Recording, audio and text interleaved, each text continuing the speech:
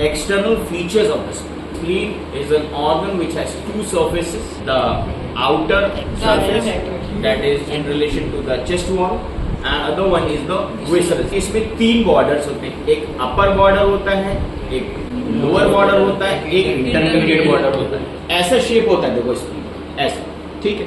ये वाला आगे वाला एंड है, ये पीछे का एंड। तो दो पोल होते हैं spleen. This is called the anterior pole, it is placed in position like this.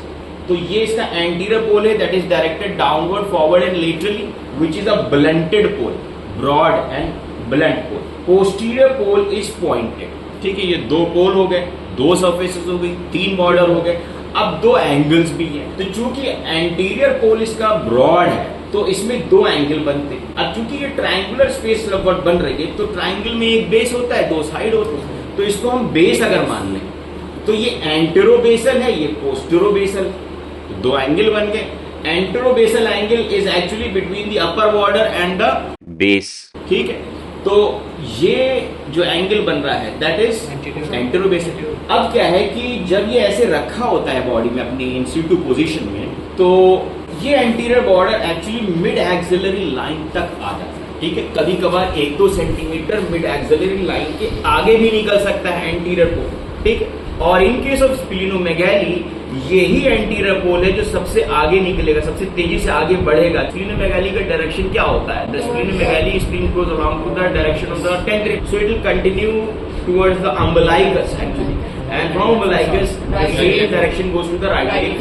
ये 10th छोड़ के फिर यहाँ जब फ्रंट ऑफ चेस्ट में यानी कोस्टल मार्जिन के नीचे आएगी तो 9th कोस्टल कार्टिलेज के नीचे इसका ये पोल मिल जाएगा, anterobasal. So this is the first thing which comes out of the costal margin in case of splenomegaly, easily palpable हो जाएगा। ये है पोस्टेरोबेसल एंगल जो कि राउंडेड होता है, नॉट वेल डिमार्केटेड होता है। देखो ये एंगल कितना क्लियर कट डिमार्केटेड है ये वाला, बट ये डिमार्केटेड नहीं है, थोड़ा सा राउंडेड है। चूंकि टर्मिनोलॉजी कंप्लीट करनी है एंटेरोबेसल तो ये पोस्टेरोबेसल। ओके, अब देखिए तीन बॉर्डर्स को भी क्लियर करते हैं। जो सुपीरियर बॉर्डर है, out of the 3 borders you can see that the superior border is very much thinned out and it's a clear cut margin, ठीक है। ये थिन है और क्लियर कट बॉर्डर है। इस बॉर्डर की खास बात है कि ये नॉचिंग शो करेगा, ठीक। अपर बॉर्डर पे just behind the anterior pole, just behind the anterobasal angle, there will be a notching. ये कैरेक्टरिस्टिक नॉच है स्प्लीन का अपर बॉर्डर आइडेंटिफाई करने की। There may be more notches because you know spleen is formed in the fetal life from lobules. तो lobules consolidated होकर के एक smooth बनाते हैं स्प्लीन, तो कभी कभार उसके lobules के वो demarcations रह जाते हैं, but this notching is always present, ठीक है। तुम इस वाले में भी देख सकते हो, तो यहाँ पे भी एक नॉचिंग है, ठीक है। ये वाली नॉचिंग दिख रही है और इस वाले में भी देख सकते हो। ये देखो ये स्प्लीन का ये आउटर सरफेस है, ये गैस्ट्रिक इंप्रेशन, ये लोअर है, ये देखो ये है स्प्लीन, ठीक है। तो इसमें ये अपर बॉर्डर है, देखो इसमें भी यहाँ पे नॉच दिख रही है, ठीक। This is the notch. तो अपर बॉर्डर पे एंटीरियर एंड के जस्ट पीछे एक कैरेक्टरिस्टिक नॉच मिलेगा। अच्छा, अब बात करें आउटर इनर सरफेस की। आउटर सरफेस जो है स्मूथ दिख रही है, ठीक है, जो कि चेस्ट वॉल से एडजेसेंट होती है।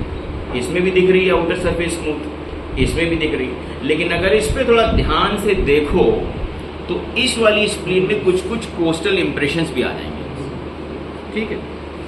कुछ हल्के हल्के इंप्रेशंस दिख जाएंगे।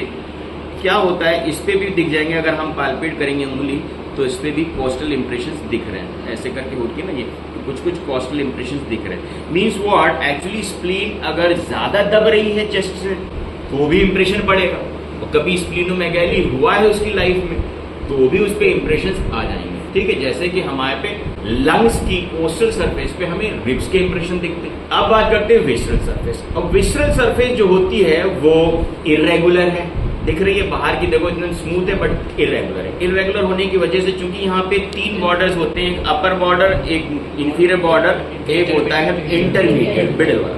तो ये इंटरमीडिएट और लोअर बॉर्डर जो देख रहे हो ये राउंडेड है, मीन्स यहाँ से ऐसे देखोगे उंगली तो ये शार्प बॉर्डर नहीं है ना, तो ये इंटरमीडिएट बॉर्डर शार्प। इस वाले में ज्यादा बेटर दिख रहा है तो यही लेते हैं स्पेसिफिक। तो ये लोअर बॉर्डर है जो कि राउंडेड है, ये वाला बॉर्डर भी देख लो राउंडेड है। तो इसमें ये दोनों बॉर्डर्स भी इल डिफाइंड है। ये बॉर्डर कितना क्लियर कट है, सुपीरियर बॉर्डर शार्प। अब इस इंटरमीडिएट बॉर्डर की वजह से विसरल सरफेस भी अपर एंड लोअर सरफेस में डिफाइंड हो गई। On the visceral surface the upper portion actually between the upper border and the intermediate border, that surface has a concavity. That concavity is because of the fundus of the stomach. ठीक है, gastric impression पड़ता है, stomach का दबाव पड़ता है और उसकी वजह से ये इम्प्रेशन काफी कनकेव हो जाता है और इसी वजह से shape of the spleen is waste.